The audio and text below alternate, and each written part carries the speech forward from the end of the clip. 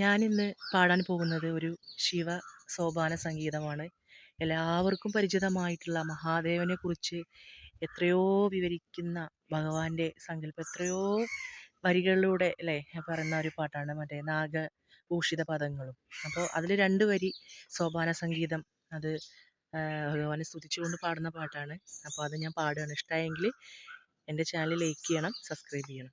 Okay, കമൻറ്റും ചെയ്യണം.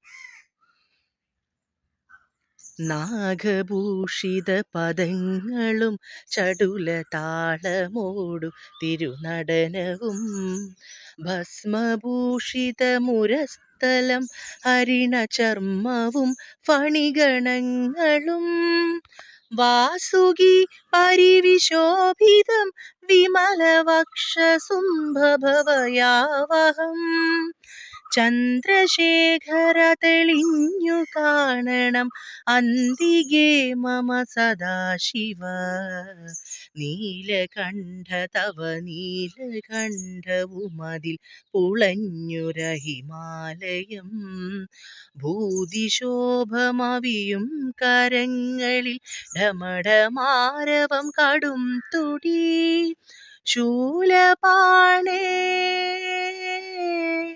ശംഭോ ശൂലപാണേ മഹാത്രിശൂലമധുമൃഗവുമേന്തി ഗതിയേൽക്കുവാൻ ചന്ദ്രശേഖര തെളിഞ്ഞു കാണണം അന്തികേ മമ സദാശിവ ചന്ദ്രശേഖര തെളിഞ്ഞു കാണണം അന്തികേ മമ സദാശിവ ആ ആ ആ